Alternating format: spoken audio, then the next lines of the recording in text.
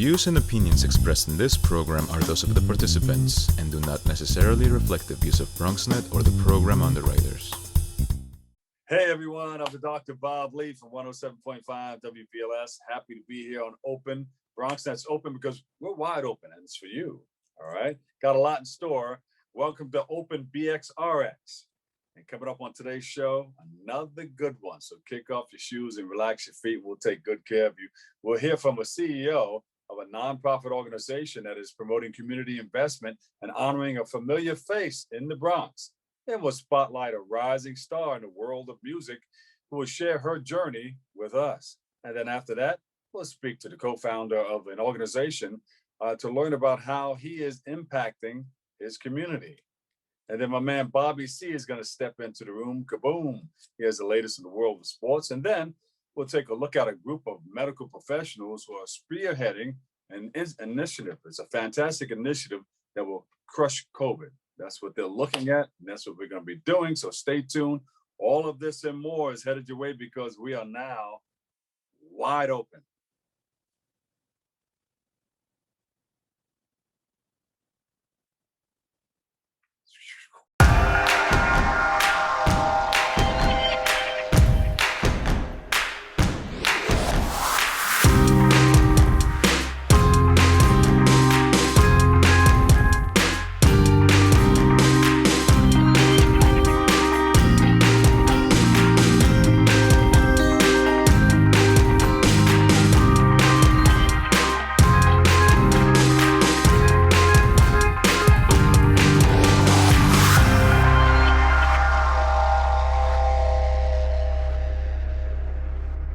Hey everybody, I'm your host, Dr. Bob Lee. You're watching Open. It's that live interactive program that brings the Bronx and New York City straight to your TV set. You can stay connected to us through social media at BronxNet TV. Leading things off, our first guests are the CEO of Citizens Committee NYC and the founder of Reina Del Barrio Inc. and host of the Open Friday. They join us today to speak about Citizens Committee's commitment to investment in the community and how the commitment led to a familiar face being honored. We know her, we love her. We started together back in the day, and here we are. You know, she's a long-standing person on BronxNet, and we've been working together, and our contributions through the borough are tremendous. Please welcome to the show, Rahsaan Harris and our very own Rhina Valentin. Hey, hey, hey. Hello, thank you so much. Really quickly, I just want to say, Dr. Bob Lee, you are a legend in New York media. Thank you for being such a clear voice and just bringing community information it needs. And I'm just so excited to be able to honor Rhina because she brings those same qualities. So speaking with the both of you is such an honor. Thank you, Doctor. Well, I'm happy to have you guys here on the same platform. I mean, I know Rhina has been doing so many great things in our community, and you deserve to be honored. You're a queen. Thank you. I really appreciate that, Bob. And first, I want to thank the Citizens Committee for New York City for even recognizing me as the creative New Yorker for New York 2021. Thank you, Rahsaan Harris, or should I say Doctor? And Pero gracias. No, thank you. Thank you. It's been such a wonderful experience just having the opportunity to speak about myself. It's a little different for me this time around. I'm so used to offering a platform for other people. And speaking of which, yeah. I started on this endeavor together with Bob Lee. I mean, you and I actually co-hosted the first Open ever in 2006 in its pilot episode before we were separated into our own days. You remember that? Yeah, I do. And, you have a lot that you've done, and you still look the same. I don't know. You still like look that. Doctor, doesn't she still look the same? You remember when you started that show back then. But Doc, tell us a little bit about the organization, Citizens Committee NYC. Thank you for this opportunity. New York City, 1975, was a New York City that was in crisis. Budgets were not available to provide regular resources on the community level. famously, one of the tabloids said, President Ford says New York City dropped dead because they weren't going to come from the hills to bail us out. A group of individuals came together and they said, we're going to roll up our sleeves and get to work and clean up our neighborhoods. We're going to provide resources so that folks can have jobs and educate their children and be healthy.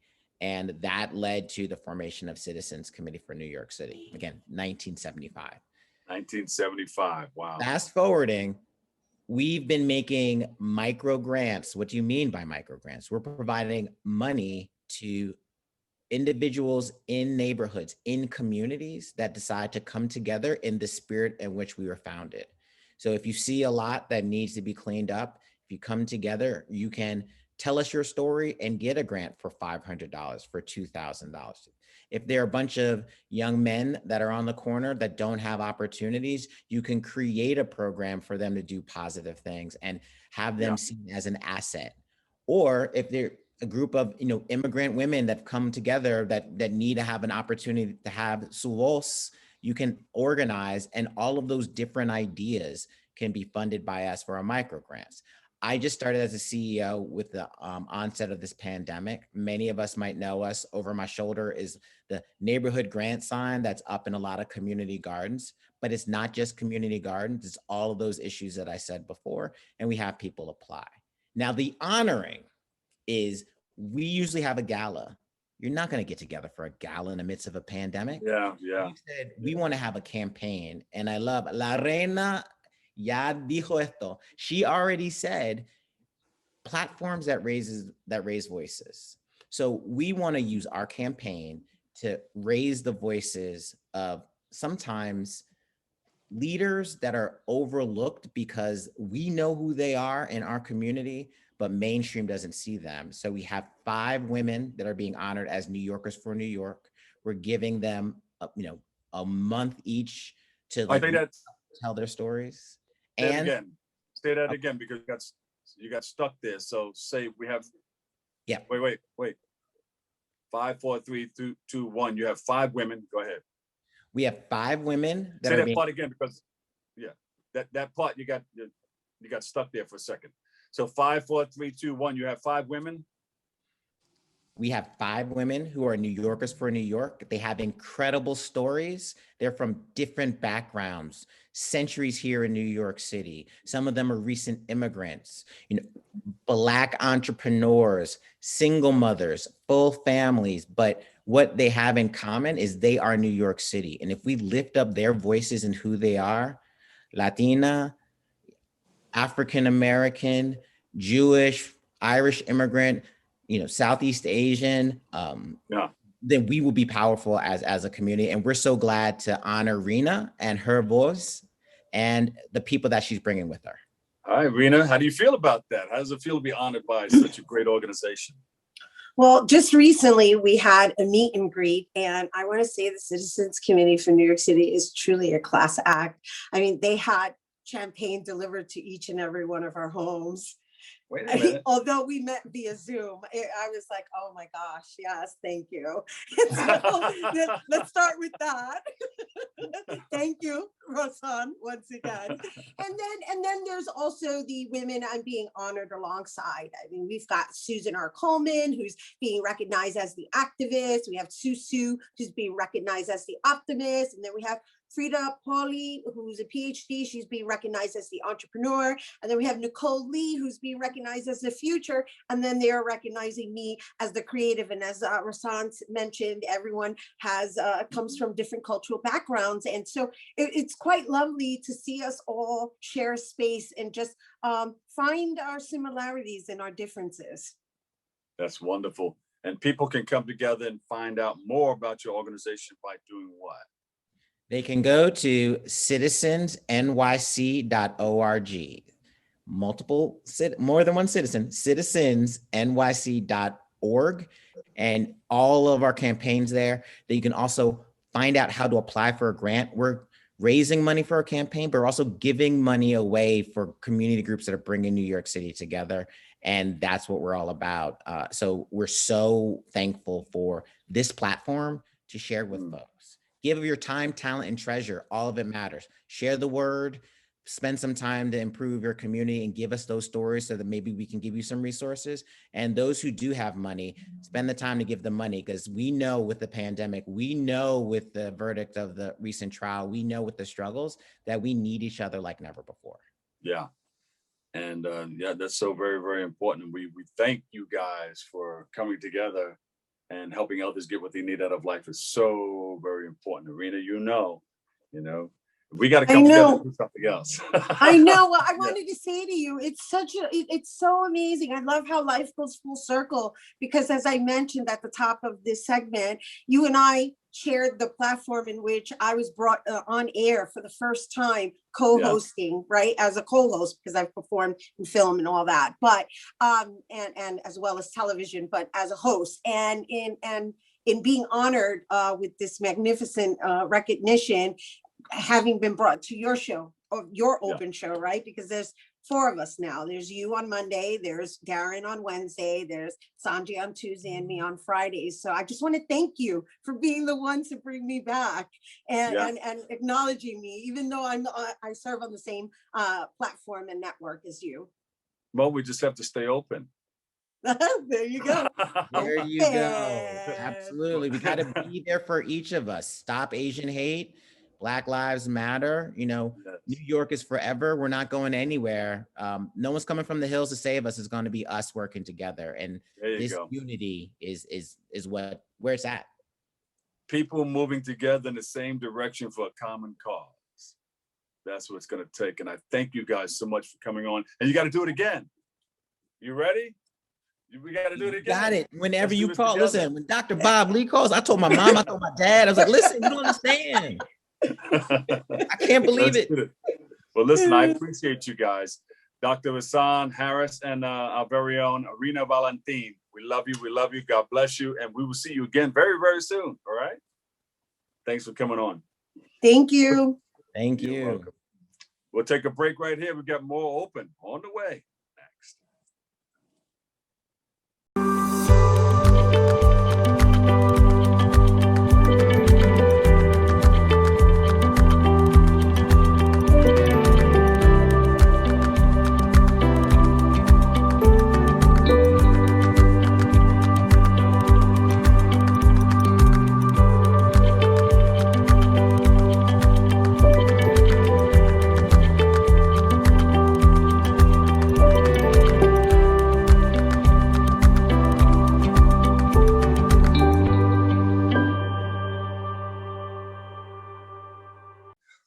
Well, welcome back. I'm the Dr. Bob Lee from 107.5 WPLS, and I've got you covered like a blanket. Another fantastic show. We keep on giving it to you right here on Open. Our next guest is an actress, singer, and songwriter who is releasing her latest single, She highlights her road to recovery after facing serious health risks and how she has navigated those challenges on her journey as an artist, as well as her inspiration behind Bronx Girl, the Bronx Girl anthem. So please welcome to the show, Jasmine Hunter. She's an actress, singer, songwriter. Welcome, welcome, welcome. Hi, thank you so much for having me. Well, it's always a pleasure to see people who are nice and chipper early in the morning, in the afternoon, and in the evening, all throughout the day. Thank you so much. Tell us a little bit about yourself, Jasmine. Yeah, sure. So I guess fun fact about me, I like to always say is I was actually adopted when I was very young, which definitely sort of really impacted me growing up in the situation I could have been in. My mother was, a drug addict, unfortunately, prostitution as well. She tried to pay the bills. My father is sort of like an X factor. Had no idea who that was. And I was raised by a white family in New Hampshire. So It was definitely a challenge growing up in New Hampshire, mostly white area at the time, and dealing with that, being, a Black woman in that situation. So how do you navigate that? I mean, how do you bounce back and forth between the races and find a place? It's difficult. Sometimes I was too white for the Black kids and I was too Black for the white kids. So it really was about just finding my core group. And, when I moved to, Hartford for a bit in my life, it sort of was a culture shock for me. And I sort of found my roots again. I was friends with more people who lived, in these situations in, the darker parts of Hartford. And it sort of opened me up to the side of me that I was sort of barred from because I did grow up in that situation. And now you have found common ground. It's I have, beautiful. absolutely. When did you realize, Jasmine, that, you know what, I want to become a singer? I think, like everyone else, I was that little girl putting on costumes, giving shows for, our neighbors and everything. So I had always wanted to be a performer. It was always just in my blood. And luckily enough, I had this gift, on my doorstep. That was Mark Schoenfeld. And Mark Schoenfeld, creator of Brooklyn the Musical, also from the Bronx. And he was sort of a blessing in my life to give me that shot that I really needed. Yeah. How did you meet him? So I met him through a friend. I did sort of a background singing job for the Rotary Club in my town. And he had known Mark from a really long time ago. And he said, I have this girl that, works with me sometimes, and I would like to show her to you. And so I met Mark up in his friend's house and apartment, and I performed for him for 4 hours straight. Whoa, all right. You put on a concert. Yeah. You were in concert. I was, and this was my big break at the time, so I really wanted to show him what I got. Yeah, why not? Keep on going. Hey, is this person's gonna help me out? Let me keep on going. You liking it? All right, here we go. Here's another song. Yeah, and at the time, because he wrote a Broadway musical, I was really trying to get into Broadway. That was, what I really wanted to do. But Mark said, Broadway's not for you. You're a star. You're a star, and we need to make you into that. So forget about Broadway, and we're going this other lane. And I said, let's do it. Let's do it. So here we are. Who are some of your major influences? I mean, and what particular genres of music? I'm old school. I love Tina Turner. That's a big influence on my style. Let me start pulling the records while you're talking about it. Here we go. Which one? Tina Turner, yeah. And for me, she was so different, and she moved in a way that no one else did, and she made it her own. And everyone knows, the Proud Mary. Everyone knows the Tina, and so she's such a big inspiration for me, looking back on, when she was in her peak of her career. Do you use some of her moves on stage? Sometimes you gotta try and spot them, Tina, and also James Brown. I'll throw a little James Brown in there as well. Wait, you have James Brown moves? You have his steps? Yeah. Uh-oh. Again, another artist. Another artist who is just so different, uniqueness. And that's sort of what I try to strive for. It's always Michael Jackson. Oh, Michael Jackson. I don't know if I can do the moonwalk, but yeah. That's great. So mostly old school guys or women. Tina Turner. How about Gladys Knight? Chaka Khan? Yeah, absolutely. I mean, and also sort of the other aspect of things, I really love ABBA. I love disco. I love look at 70s. Yeah. How about Beyonce? So I have such a wide sort of music inspiration basket here that I carry with me. That's good. So how do you put all of that together to make you? Oh, it's a lot of trial and error. Sometimes I'll be doing things, and luckily Mark's there every step of the way. He'll say, that doesn't work. Change that, get rid of it. Or that's amazing, do that again. And sort of it's this collaboration effort between the two of us to really, come together with a finished product. Yeah. Now, I'm going to get a little more personal, if you don't mind. I know you had a health scare. How did you recover? How did you overcome and get back to you and get back into the music after the health scare? It was really difficult, particularly dealing with the disease of Lyme disease, which not many people are very, familiar with and know what it does to your body.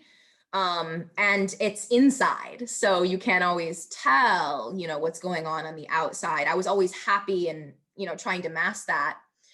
But luckily enough for me, when I had to unfortunately leave LA and take a break, there were all these opportunities on the table for me. And I had to sort of just keep those at the surface as best I could. And Mark, again, networking, keeping me in people's minds was Mark such is right a there blessing. every step of the way.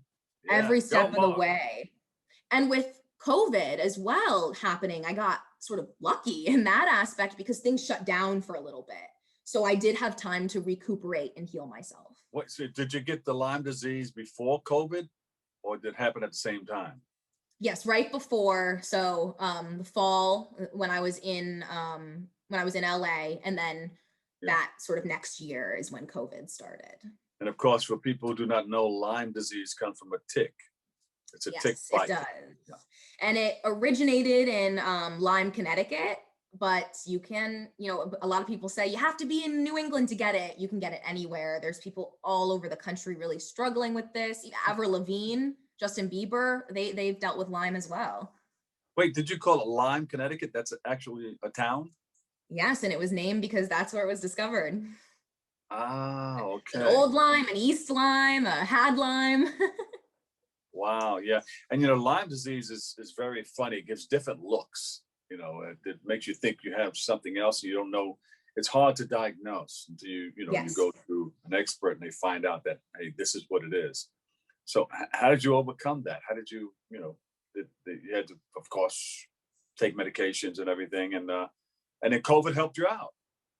It did. It helped me out on the career front, definitely, because we didn't want to tell people I was, so sick, right? Because then they'd say, I can't do this for the sick girl. She's not going to be able to do it. She's not going to have the energy to do these things. So Mark was really just amazing in saying,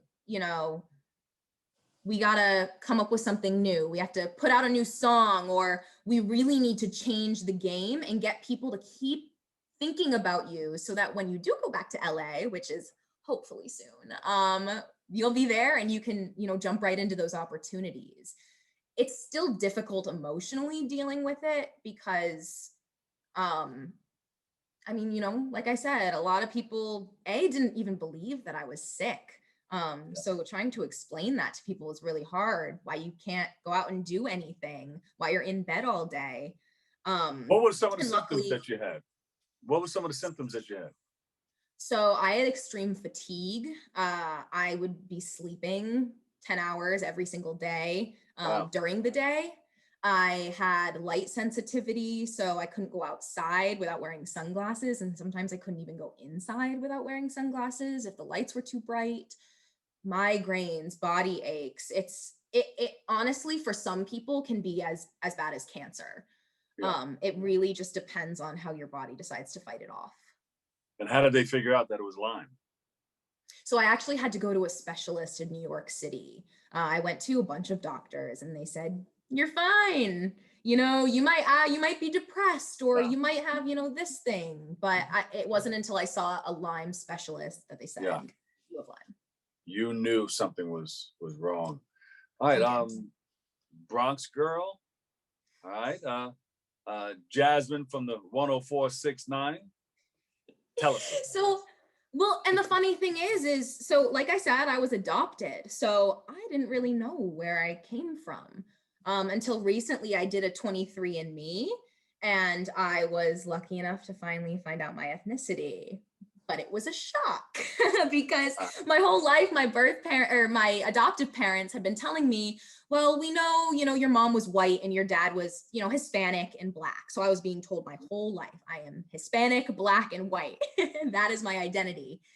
And then I did my 23andMe, and there was no Hispanic on my 23andMe. And that's when I did some research and realized that's not going to show up because, the people that live in these areas are a mix of all sorts of places, African, indigenous as well. So that Hispanic very well may be in my bloodline. Unfortunately, the 23andMe did not tell me. So I, found a connection with the idea that, I admire these people in the BX. I look up to people like J-Lo, even like Cardi B, AOC, who I mentioned in the show. AOC, Yeah. huge inspiration for me. And this is sort of, rather than me saying, you know, I'm a Bronx girl, which I'm not. It's me saying, look at those Bronx girls. Don't you wish you could be a Bronx girl? Because there is nobody more tenacious, more powerful, and more determined than those people. All right. So you're going to put it on record, or you're going to put it on, how you're going to display this 10469? Bronx So girl. I have the music video, which is up on YouTube. It's also, I think there's an article that was written about me that you can search online. It's in there as well. But we really want to keep pushing this forward. Unfortunately, because of the situation we were in, I wasn't able to travel to the Bronx to do this actual video. So hopefully that's the next step. I can actually do a video in the Bronx with real Bronx girls, and really show all the different colors and shapes and, you know, beauty in this neighborhood that I just admire so much. Beautiful. Where can we find out more about you?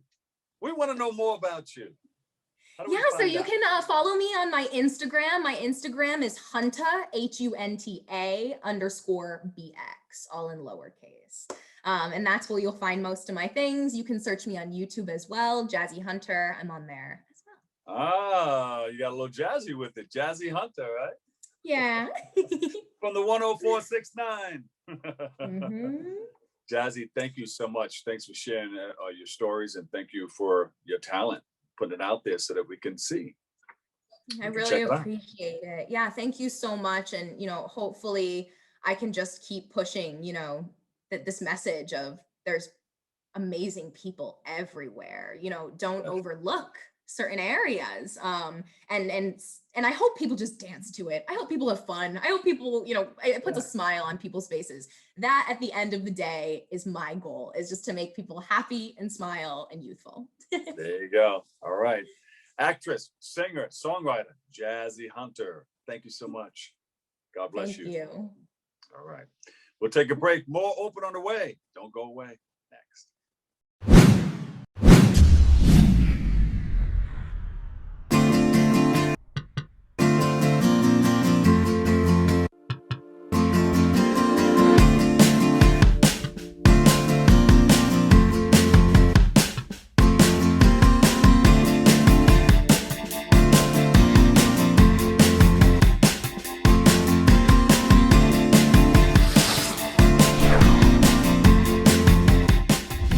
Well, welcome back, everybody. I'm the Dr. Bob Lee, and our next guest is a music artist, an actor, film and TV producer. He's doing his thing, and he's a humanitarian, too.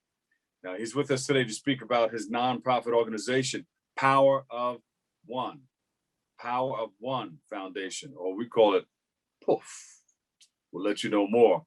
And to shed some light on all of the wonderful things that he's doing in his community, please welcome to the show, André Roberson. Dre's in the house. How are you? Hey, I'm doing great. Thank you so much for having me on the show. Great. Tell us a little about, Dre, tell us a little bit about POOF.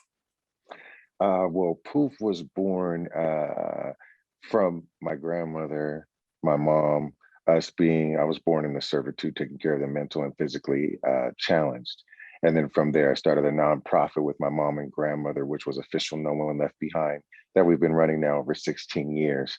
And then what I did was, because I wanted to expand my humanitarian work, I started Power of One Foundation. And Power of One Foundation has been a foundation that has been a blessing to me, because it's been able to help a lot of people within my community and outside of my community. Yeah. How are you helping? Tell us about some of the programs.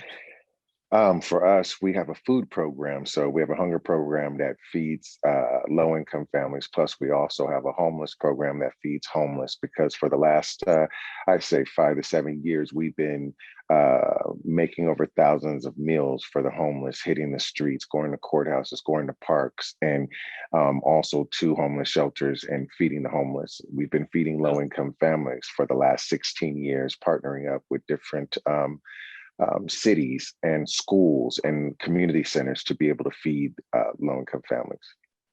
That's wonderful. Yeah, I know that's a great feeling when you love to do that kind of work and you know in your heart that you're helping others. Whew, there's no feeling like Yes. it. No feeling like it. Yeah, absolutely. No, it's been a blessing. During the pandemic last year, we really grew because before the pandemic, people saw our work, but they really didn't see our work. And then once the pandemic hit, last year, we were able to feed over 2 million individuals during the pandemic, doing weekly distributions. We averaged over probably like 8,000 cars in a weekend, feeding over 100,000 people a week. Yeah. So you were like in a big parking lot and people were just coming by? Oh yeah, absolutely. We did partnerships with the Orange County Fairgrounds and Event Center out here, Wow. Santa Ana College. We did one of the biggest malls out here, Main Place Mall. And so basically we went all over the city. We've sent food from San Diego all the way to North County. We've sent over 5 million pounds of food to Mexico to feed in TJ, which is right crossing the border for the families in need over there. So we were just able to expand. We picked up a lot of great partners like Northgate Markets. We got a chance to work with Disneyland, and they don't partner very easy. Right. So we got a chance to collaborate with them to feed the Disney workers on several events as well. So it partnered with cities, partnering with the police departments to change the view on how they engage in the community with nonprofits. It was really a blessing. We got inducted into Congress last year, both of the foundations. We also won Nonprofit of the Year for California through our Senator, Tom Umberg. Yeah. Really thankful for him. So we're Nonprofit of the Year 2020. And we won Nonprofit of the Year on many mayor levels. IKEA, which is not known for, they're known for their philanthropy, but not partnering with foundations. The IKEA out here in Costa Mesa actually won the international award for all of IKEAs through their partnership with us, because I partnered with them and they do my curbside. So that it's just been a wonderful revolving world of collaborations for the betterment of community. And people need people like you and your organization because there's so many things that are happening I'm going to say in the world. Yeah. People are hungry. People are in need. People need jobs. People need food. People need clothes. People need you and your organization. And we need, if you have an organization that that relies on people to give money and funds and support and volunteerism, we need those people so that we can help others get what they need out of life. You want to give a shout out to some of those people that are helping you and your organization get what you need? Absolutely, because if it wasn't for Northgate Markets, who donated over 30,000 square feet to our foundation, the Orange County Food Bank, who was a 15-year partner with me, Mark Lowry, Judy Chacon, Kristen Kovac, these people really, really partnered with me to ensure that I had the food. Vesta Foods, Farm Fresh to You, Daylight Foods.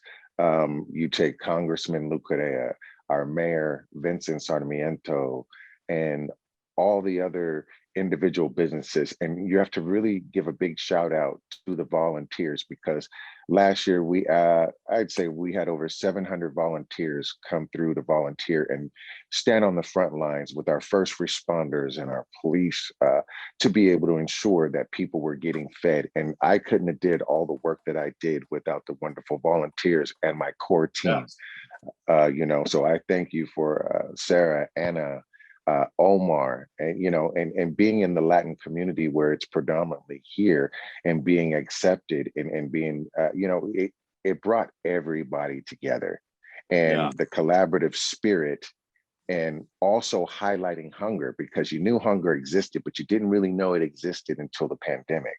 Exactly. Because the pandemic heightened that, so it really highlighted the work that we do in the community so that people can see what we've been doing for the last 16 years. Yeah. And so I was hitting this because it's 7 o'clock every day around here. People hit the pots and pans and shout it out the window, off of balconies everywhere, all out in the streets, blowing their car horns, recognizing and appreciating the frontline workers, and you're out there, man. you're out there, and you're not only a person who helps other people get what they need out of life as far as giving them food and clothing and things of that nature. You're also a musician, a singer, songwriter, actor. Absolutely. Tell us about it. Well, when the pandemic hit, I had a lot of things planned for my career, but then the pandemic hit and I had to put everything on hold. And then something just told me, you know what, you need to be here for your community at this time. But I still kept putting my music and working on my films, just so that way when we get to where we're at now, everything's starting to open up, I can prepare and move forward. For me, I've got 2 albums completed that I distributed through Warner Brothers. Now I've done shows from Brazil to Las Vegas. I've had a really good run. I've performed in a lot of places. And, I've done over 150 episodes of Days of Our Lives. I've done Nike, Ford, Taco Bell, Fox Sports West. Look at you. All right. Whoa. I've had a blessed career. Most people can't say that. I was in Notorious, got a chance to be in that history-making film on Biggie Smalls' life. And just worked with a lot of great actors within this industry. And then now I've moved forward to really produce my own film so I can tell the stories that I want to tell and not be typecasted, because I know who I want to be within the film industry. And then music wise, I'm working on an album right now. I got 2 singles ready to go that we're going to get ready to drop. That I'm really, really excited about. I released 1 song last year, which is Power of One, which was the title theme song to my foundation. Yes. So that's been doing really well on Spotify, and the numbers are climbing. So the community is reaching there, getting on playlists. So for me, I'm really excited about getting back out and performing. And I got a couple of concerts that I'm working on. I finally finished up one event that'll happen later in the year because I'm in the Spanish community. Banda Messe, who did the collaboration with Snoop, will be doing a concert out here I believe it's in San Diego, and they'll be donating $2 of every ticket to my foundation. Oh, that's and fantastic. And I'm also planning concerts myself to be able to highlight food need, but then also provide wonderful entertainment. So I'm partnering up with the San Diego County and the city officials there to be able to have a launch concert with all of us opening up back again. So really excited about that. Then where can we go to find out more about you and your organization? You definitely can go to powerofonefoundation.org to learn more about us. We're always posting new information. We just acquired a women's soccer team, by the way, so we're really excited about that. Woo! But powerofonefoundation.org has all our information, and pretty soon you'll be able to go to andrelafell.com to learn about my music and my films and the things that I'm working on there in future shows. There you go. André Roberson, we call him Dre, actor, co-founder of Power of One. Poof. Thank you for all the wonderful work that you're doing, and God, may God continue to bless you. Thank you so much. And thank you so much for having me on the show, Bob. I'm really excited to see what the future holds. And I look forward to talking to you again. It's big, and you will. We will meet again. I'll come out there. You come out here when things calm down, and you're always welcome on the show. And I got to ask you a question. Are you into sports? Absolutely. I love sports. I played sports my whole life. All right. Continue watching, because Bobby C, he's coming up next with the latest in the world of sports next on Open.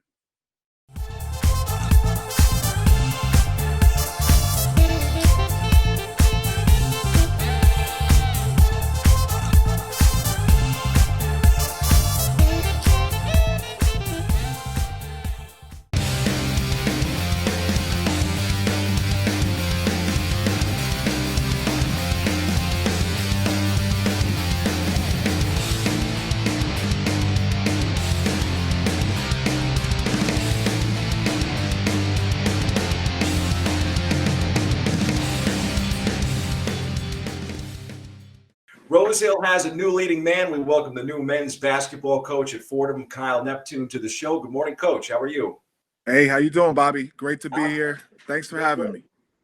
So excited to have you here on the show. I know it's been a busy time for you. You've hit the ground running. How do you plan on turning around a program that has had only 2 winning seasons in the A-10 since 1995? Tough question to start off the interview. Oh, yeah. Okay, here we go. Get right into it, huh? Listen, we're starting from right now. So whatever happened in the past, that's the past. So we got to start from right now, and we're going to build this thing. We're going to build it the right way. We're going to focus on our culture. We're going to focus on playing hard, playing together, and we're going to get guys in here who are committed to doing that. So, Coach, in your mind, what is most attractive about this job? Why did you want to come to Fordham? Well, first and foremost, Fordham's an unbelievable university. When you look at from the academic standpoint to a mission standpoint, just what it stands for, it's just a great place. Walking around campus and seeing the people and being around the people, you get a vibe. The people who are here are special and very into Fordham. And that's similar to the places I've been, and that's something I would always want to be around, a place with special people. And then you move on to myself personally. I'm from Brooklyn, New York. This is home for me. I grew up coming here. I played AAU games here. I played here. I played here as a player in college as well. Our AD. Ed loves to tell me that if I was a little better, I would have went to Fordham. But this is just a special place for me. I really looked at it as home from day one, and I couldn't be more happy. So, Coach, I've heard both sides of the argument when it comes to the Rose Hill Gym, oldest basketball gym in the country. But oftentimes, many young recruits may not be interested in the history of Fordham. Do you think it will be difficult to attract some of the players that you were recruiting in your former position as an assistant at Villanova to the Bronx? Well, these are two completely different places, right? So, I'm going to recruit the best players for Fordham University. We're going to get the best guys that we possibly can that want to be here and look at this place like it's special, because it is. I am no longer at that place. I'm now at Fordham. So, I'm going to recruit the best possible players that want to be here. I think the fans, though, definitely want you to bring some of that championship pedigree with you to the Bronx. So, you won national championships at Nova under Jay Wright. What lessons do you think that he taught you as a head coach that you believe you might be able to carry with you now to Fordham? Yeah, I always with him. I think he's one of the best coaches, if not the best coach in the country, one of the best coaches ever in college basketball. So just learned. I can't even put one thing that I've learned from him. There's been so many, from how to run a program, just to how to being a good man in general. He's one of the best doing it, not just a great coach, but an even better person. So, just being around him, I have a great base in terms of, how to run a program, how to treat your players, then also basketball wise, picked up a couple of things over the years. So, and then the last thing is the Villanova network and all the different grassroots guys I've been able to be around the last 8 or 10 years. So I couldn't have learned from a better person and couldn't have been at a better program. So you mentioned your profile a bit. You're 36 years old, native New Yorker from Brooklyn. You played at Lehigh, senior captain during your playing days. The trend lately for a lot of college programs has been to target younger head coaches. Do you think that age matters? Will it help you connect better with your players? No, I think that they looked at me as just the right guy for the job. I don't know if age played a role or not. Honestly, I don't really care. I know that, for me, this was a special place. I think, our goals aligned. I think that, and that's all that mattered to me. You mentioned connecting with the players. That's definitely something that I think that we're definitely going to do, and our staff is going to invest in each player and make sure that we have great relationships with them. Yeah, I actually, in my opinion, I thought that it hurt Coach Neubauer prior because, he hadn't had the success that they thought he was going to have. He won the 17 games his first year, but he finished 61-104 after 6 seasons. And, you look, I guess you could play devil's advocate because you look at someone like Rick Pitino, of course, is a legendary coach. He had success in his first year at Iona, but again, the trend lately has been to hire younger coaches that might be more hungry in the position. Yeah. Like I said, it doesn't matter young, old, like I wanted this job. This is a unbelievable university. And I'm excited to get started. All right. So what's first priority now in terms of the returning players? I know you've been meeting with them and even your recruiting process moving forward. Yeah, honestly, for the current guys, just kind of acclimating them to a new system, a new way of thinking, a new style of play, and then for recruits, just finding guys that high level players that want to be at Fordham and want to take this journey. I think our fans here in the Bronx would love to know even a little bit more about you. So I guess, and we know you're up against it in terms of time, so we'll play a little speed round here with the questions. Oh boy, all right, here we go. So you were a journalism major in college. If you weren't coaching hoops today, what job would Kyle Neptune be working, and why? If I was not coaching, I'd probably be doing something in real estate. My parents are in the real estate game in Brooklyn. That's been a passion project for them, and I'd probably be following their footsteps. It's a good career path. That might actually be less stress than being a college basketball coach. I don't know. All right. So with the new gig, you get to come back home. I would say in these parts, New York City, pizza is probably the most popular in terms of food, just like Philly cheesesteaks in Philly. What is the ultimate cheat meal for Coach Neptune? You hit it on the head. It is pizza for sure. Now there's a pizza shop on Fulton Street in Brooklyn, New York, called Not Ray's Pizza. I went there. I've been going there since since I remember. Anytime I came into town when I wasn't working here, I always went and got a slice. No matter what diet I was on at the time, that was always my cheat meal. So and it always will be. Is it just regular cheese pizza, or are you going with something more extravagant? Nah, just a regular cheese slice. That's it. Throw a little bit of Parmesan cheese on there, a little oregano. It's good to go. I think you're going to be popular here in the Bronx, Coach. I appreciate that, Bobby. So some of the Fordham alums have already commented on your sharp threads and the pressers that you've done so far, becoming the new head coach, of course, at Fordham. Do you have a go-to suit, and where do you plan on shopping for your wardrobe to gear up for your first season at Rose Hill? You know what? Unfortunately, our tailor at Villanova passed away. Is maybe over a month ago now. So I do not have someone that I'm working with. So if someone has any suggestions, I'll be happy to hear it. I might need to go to you. Who's your guy? I can't give up my secrets here on the show. You're too new to the program. You got to get a little more. All right, we'll work into that. Before we share those secrets. And final question here this morning. Again, we really appreciate you taking the time to shed some light on your profile and talk to the fans here in the Bronx. What would be your message to the Fordham faithful that really just want to have a winning season? Yeah, we're going to do everything we possibly could do here to make our Fordham alum, especially the former players, proud, and that's going to be our goal.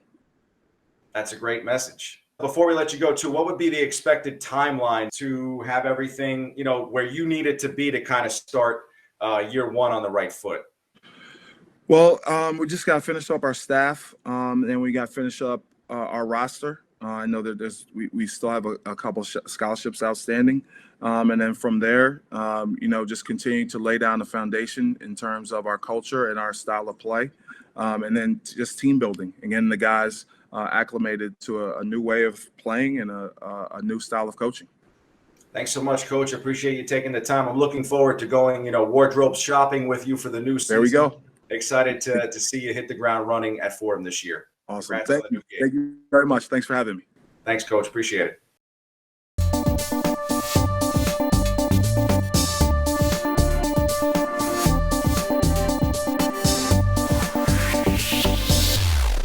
We're in here. Welcome back, everybody. Once again, up to Dr. Bob Lee. Thank you for tuning in. Thank you for checking it all out. Our next guest is the Acting Assistant Commissioner with the Harlem Bureau of Neighborhood Health. He joins us today to speak about the Crush COVID initiative and how they are pushing for health equity in at-risk communities. So please welcome to the show, Padmore John. Welcome, welcome, welcome. Thank you very much, Bob. We greatly appreciate it. Thank you so much for having me on today. Yeah, you had the big Zoom the other day. Tell us about it and how can we continue to help? Yeah, absolutely. Thank you so much for that. Yeah, we did have a big Zoom. It was basically speaking about the variety of organizations and individuals that are providing information around the vaccine. As we all know, we've been under the troubling challenge of dealing with COVID over the past year, a little bit more than that, and it has been a serious challenge. And one of the ways that we see the biggest tool that we have right now to help us get out of that is the vaccination. We have 3 vaccines, 2 of them are currently being utilized right now, Moderna and Pfizer. We know the Johnson & Johnson has been paused. We hopefully that will come back online soon. But we want to make sure everyone knows all the facts, all the benefits, what role these vaccines play in getting us out of this current situation with COVID-19. And all of that was presented on a Zoom, and I'm sure you spoke about the health equity for at-risk communities, right? Yes, as you are seeing all the time in the television, all over the place, there are 2 different ways that health equities have been impacted and exacerbated by COVID-19. First, in those who have been most impacted, who have gotten the most cases, been in the hospitals the most, and have died the most. And these are predominantly individuals in communities of color. These were communities that were initially least invested by our city, by our state, by our country, right? Yeah. So they were the most at risk.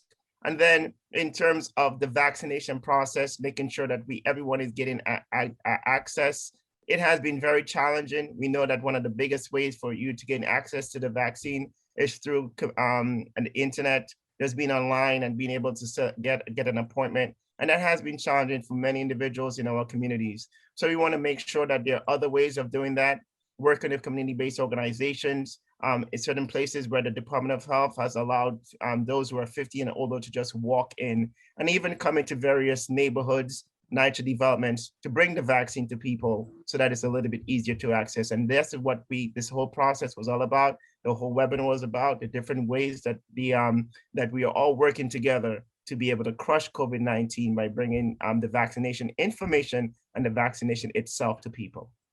Yeah, and you're working with the Greater Harlem Chamber of Commerce, Patricia Ricketts, and of course, Lloyd Williams and the whole crew up there. That team is tremendous. They do great work in the community. They've been doing it for many, many years. Many years. Yeah, talk about that interaction with these organizations. Yeah, I think it's crucial. It first began in just having conversations amongst a group of organizations. And I think this is really important, is the different organizations that have come together.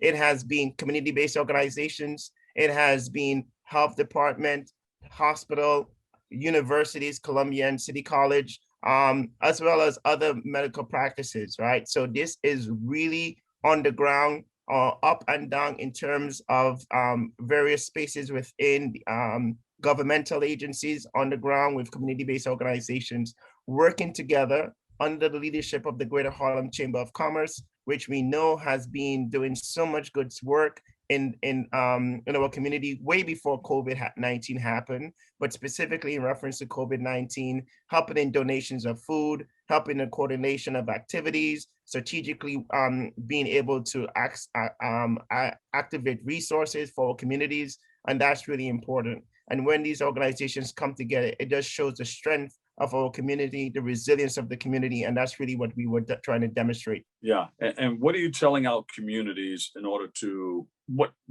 can our community do? What part can we play to help eliminate COVID-19? Right, so I think it's really important that everyone first and foremost become educated about the facts around the vaccine, the facts around COVID-19, how much it has been impacting our communities, our families, our friends, the toll it is taking on our community, right? So I think it's very important that we are very clear about that.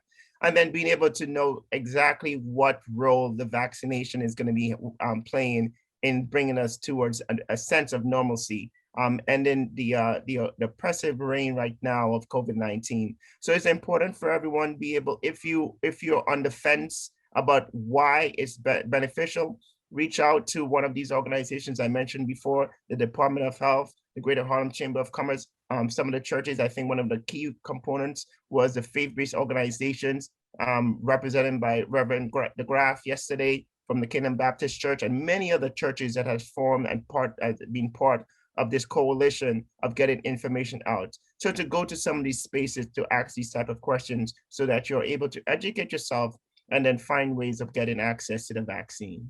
Including the visiting nurse service of New York. Including the visiting nurse service, which is playing a very, very important role. These are one of the especially for individuals who are unable to come to the sites where vaccination is being provided, that the visiting nurse service, as well as Department of Health and the federal the fire department, is going to those homebound individuals who cannot leave their home. So they're playing a very vital service. What do you tell people about wearing their mask and watching their distance and washing their hands? Yes. I call it the 3 W's. www. Wear that mask, watch your distance, stay out of the crowds, and wash your hands. Very important. And I think we need, that's really, really key point, Bob, in terms of stressing that even after we have been vaccinated, we should still continue to do those 3 W's, as you call them, that we should continue to protect ourselves, because even though we are vaccinated and we are not going to get as sick or more likely die from the illness, we can still transmit it, right? So we definitely want to make sure that we are not giving it to anyone else who has not yet been vaccinated. That's very key. We want to make sure that we're still providing the social distance and that we're being aware of how we are feeling, realizing that it's important that we take care of ourselves. And Bob, just wanted to point on that as well. We know that there's a lot of stress that is happening. Everyone is under stress, they're getting this COVID fatigue. But it's really important that individuals, families, friends, community also take care of their mental health as well during this time. It's important that we are addressing our physical health, but in terms of being able to have someone you can speak to, whether it's a professional, a therapist, a counselor, a psychoanalyst, whatever it may be, or even just a friend that you're able to get some things off your mind, that's helpful. So we go to the Greater Harlem Chamber of Commerce website to learn everything that that took place yesterday. That's correct. We will have a link on that on the website where individuals can go and just be able to put that on there, and you'll be able to take you to the event that happened. As part of the event, there was a lot of resources that are given in terms of being able to increase access to the vaccine, access to information, access to even supporting mental health. We want to make sure that it's available to as many people as possible. We had a great turnout last night, but we know everyone was not able to come out there for whatever reason, and we want to make sure that it's still available to the public. Excellent. Give my love to everybody there, right? You want to give them a quick shout out because they're going to wrap us up real quick. Yes, definitely to the Greater Harlem Chamber of Commerce. Greater Harlem Chamber of Commerce and all the partners that are part of the Health Committee, as well as the larger chamber. We continue to appreciate all that you do. We continue to be supportive. I'm looking forward to being able to be part going forward in helping us crush COVID together. Thank you so much. Padmore John, thank you so much. We appreciate you. He's the Acting Assistant Commissioner, Center for Health Equity and Community Wellness. That's Department of Health and Mutual Mental Hygiene. Thank you, thank you, thank you. We appreciate you, man. All right. Unfortunately, that's all the time we have for today's show. Oh no, we gotta go, but we'll be back. Thank you for letting us share in this space and time with you. And always remember this: what you are is God's gift to you, and what you make of yourself is your gift to God. So choose your choice. Let your choice control the chooser. Of the Dr. Bob Lee. For all of us here at BronxNet, have a great and enjoyable day. And I'll see you over 107.5 WPLS. Catch you another day, another way. Love you all. Peace.